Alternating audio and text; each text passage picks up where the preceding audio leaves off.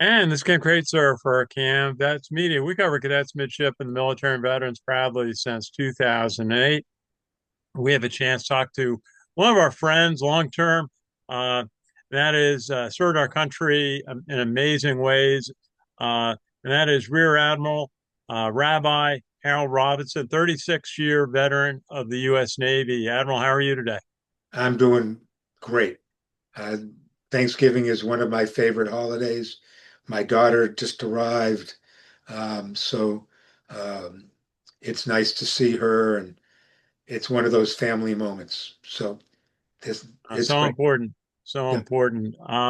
Hey, we've been working together on a project over 15 years to update the Chaplains monuments in Arlington National Cemetery in Section 2. We donated the Jewish Chaplains Monument, notably missing from Chaplains Hill. We did that in 2011 with an act of Congress that you were instrumental in arranging and proposing. And now we're working on further updates, adding 85 names of chaplains who died in service to the Protestant and Catholic monuments there. Why is this such an important project? Why have you devoted so much time to trying to make this happen? A military doesn't operate just on uh, guns and butter. A military operates on soul, on motivation, on mutual loyalty amongst all the troops. And a key part of ensuring that, we'll call it morale within the force, is the chaplain.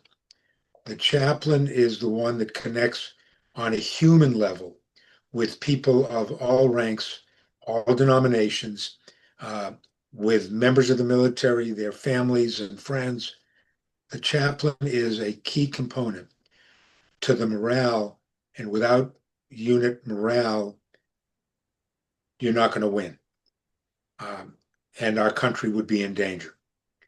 So we have um, wonderful monuments that explicitly represent the nature of American diversity. There's a Protestant memorial, a Catholic memorial, a Jewish memorial, and those that represents all the faith groups that have had chaplains die in service.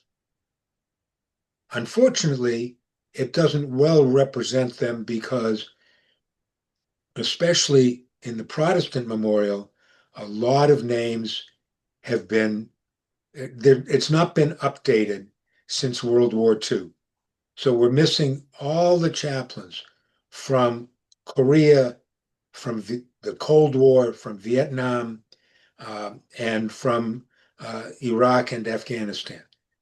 And there's a lack of equity. There's a lack of um, synchronization where you have a memorial to rabbis and priests that are pretty much up to date, not perfect, but pretty much, and Protestant chaplains that are over half a century out of date. And that doesn't the optics of that doesn't instill the kind of morale that the chaplain corps is all about creating and that the military so badly needs. And there are a number of chaplains who died in service in Iraq and Afghanistan, recent heroes to American military that we're seeking to add, and a very special part of it. I know we're looking for support from both Congress and the White House to get this project done. Yeah, and it's we've had inexplicable pushback from Arlington. It's really befuddling. Um, they keep raising issues that are just non sequiturs.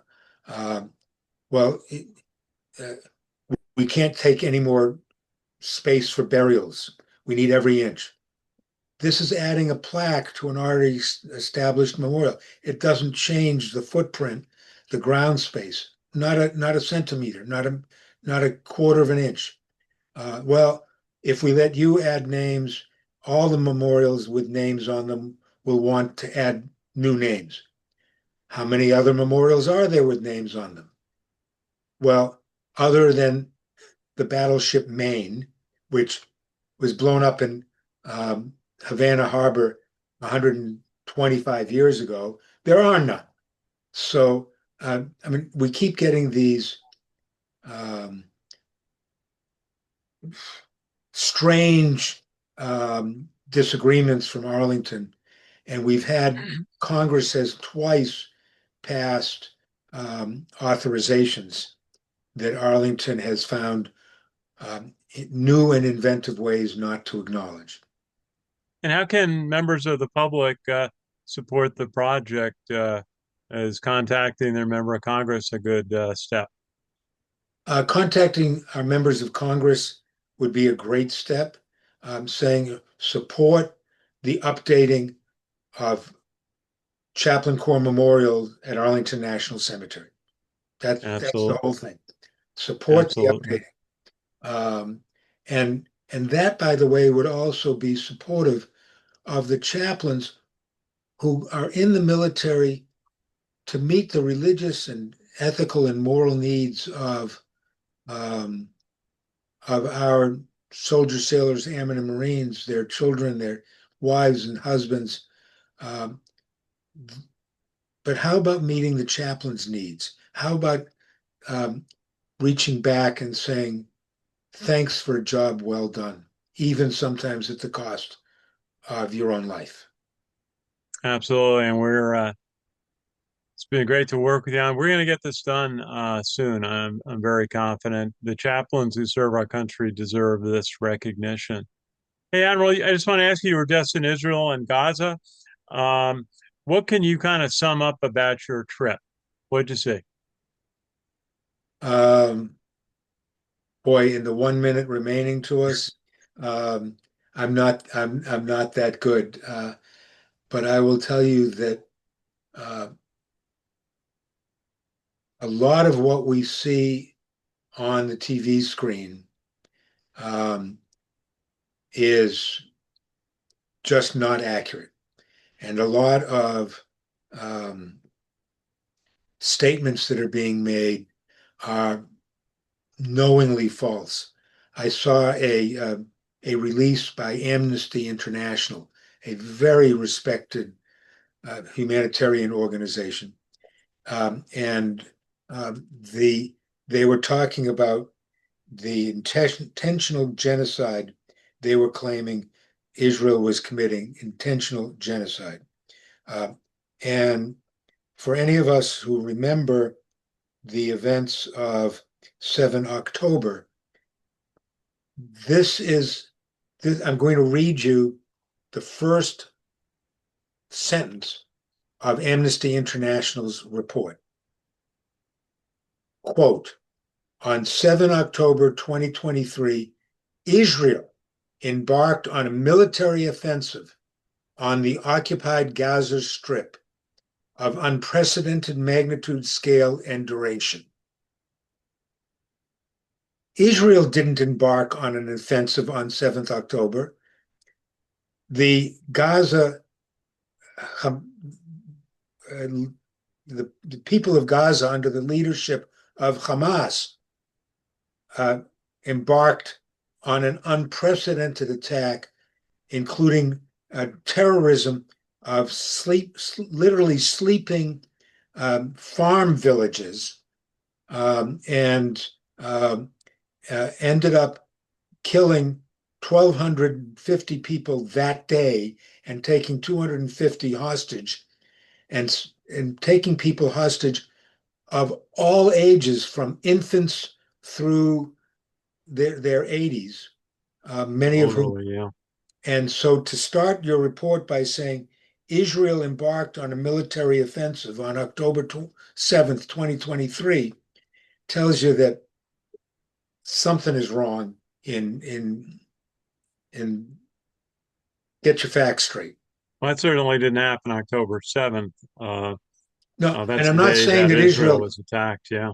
I'm not saying that Israel is as pure as the driven snow, but for Amnesty International to accuse Israel of genocide because Israel embarked on a on aggression, um, on an offensive on the 20 on 7 October, an offensive of unprecedented magnitude and scale and duration. How do you continue talking to those people? Yeah. How is it when you actually got into Gaza? What did you see there? Sounds like a pretty horrific It's place. absolutely horrific, and it reminded me of some of what I saw in Iraq, when I visited our folks when I was on active duty and visiting our folks in Iraq. War is well, General Sherman said it: war is hell, and it looks like hell. Um, there's That's the nature of war. Um, General Sherman didn't have as many photographers around him, um, photographing Atlanta, after he had marched through it. But war is hell. And how are the hostages who returned doing? The ones Are who they? returned alive are doing remarkably well.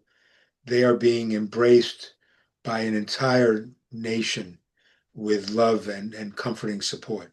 They are everybody's they are everybody's father or child or brother. And certainly in a smaller a country like Israel, everybody knows each other, or everybody is extended family or communities. Or at least everybody knows somebody that knows a hostage.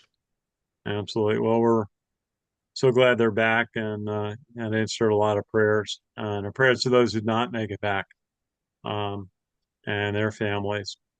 Well, let's wrap up today's session. A lot happening in the world, but it's Thanksgiving, and you've served overseas on a lot of holidays. How many years do you think you served overseas out of your 36 years in the U.S. Navy? Well, um, rather than thinking about years overseas, um, I had a lot of um, short deployments that they all add up, but they're all on holidays. So that the Navy would send me to the Persian Gulf for 3 weeks over Rosh Hashanah and Yom Kippur, our high holidays.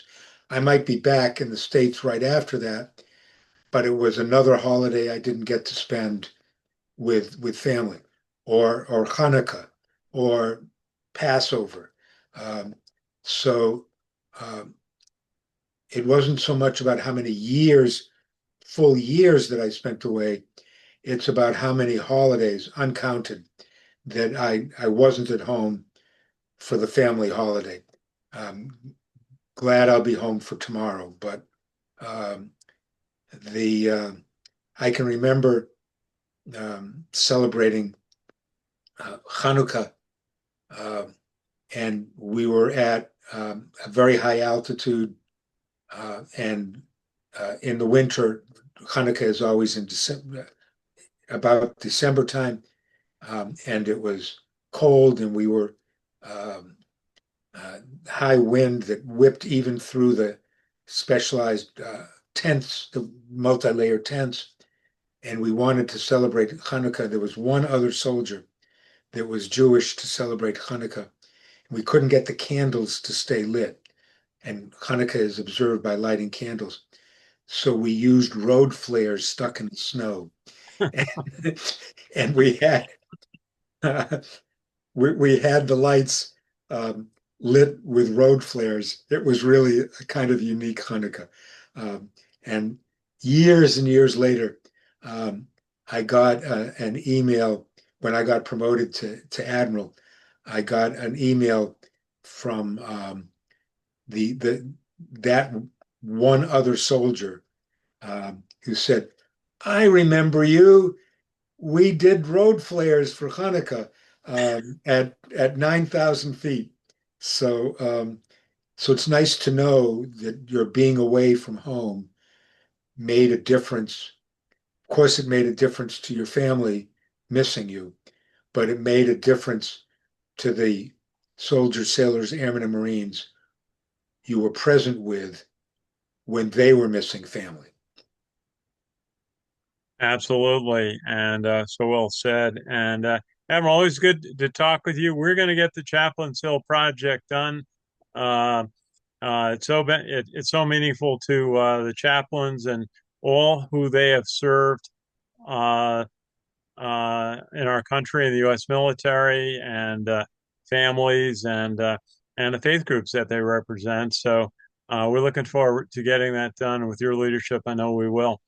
And just want to wish you and your family a happy Thanksgiving, and all of those out in the U.S. military serving.